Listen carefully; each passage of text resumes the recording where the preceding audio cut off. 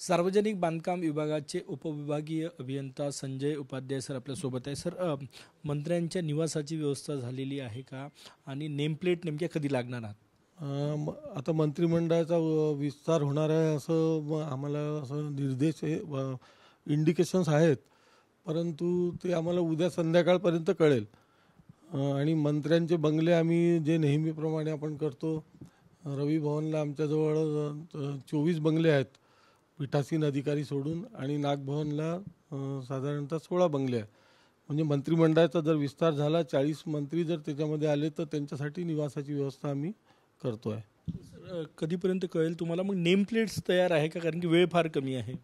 नाही, नेमप्लेट आमचा तो नेहमीचा असतो, तो पॅटर्न तयार आहे. तो त्याच्यामध्ये जसं मंत्रिमंडळाचा आम्हाला विस्तार होईल त्याच्यामध्ये आम्ही नावं टाकू.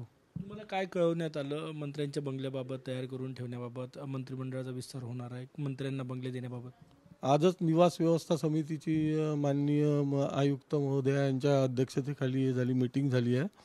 मुंबईवरूनही तिथे वरिष्ठ अधिकारी होते त्या मीटिंगला, आणि त्याच्यामध्ये निर्देश दिले आहे की सगळी तुम्ही तयारी करून ठेवा.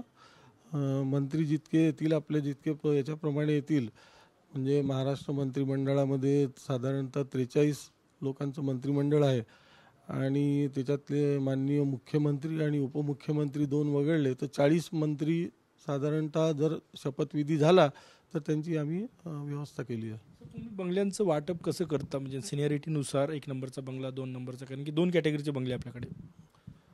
नाही, साधारण रवी भवनमध्ये कॅबिनेट मंत्र्यांना आम्ही देत असतो, आणि नागभवनला राज्यमंत्र्यांचं असते डिस्ट्रीब्युशन.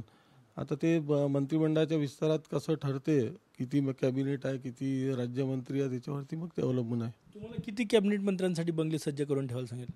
नाही, आमचं तसं काही नाही. आमचं टोटल आम्ही रवी भवनचे 30 बंगले, ज्याच्यामध्ये 6 पीठासीन अधिकाऱ्यांचे बंगले आहेत, आणि नागभवनचे 16 बंगले. म्हणजे आमचं कॅल्क्युलेशन जे आहे ते 24 + 16 = 40, आणि मुख्यमंत्री आणि उपमुख्यमंत्र्यांचे वेगळे बंगले आहेतच. शेवटचा प्रश्न, एकूण तयारी कशी झालेली आहात या अधिवेशनाची? निवासाची व्यवस्था तुमच्याकडे?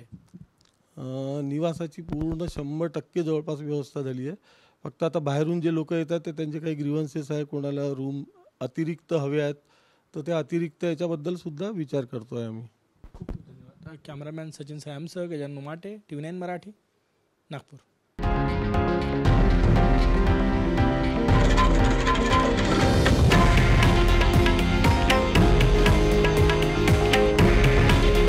हे आहे देशातील नंबर 1 न्यूज नेटवर्क, आणि आपण पाहत आहात TV9 मराठी. काळजी तुमची, हित महाराष्ट्राचं.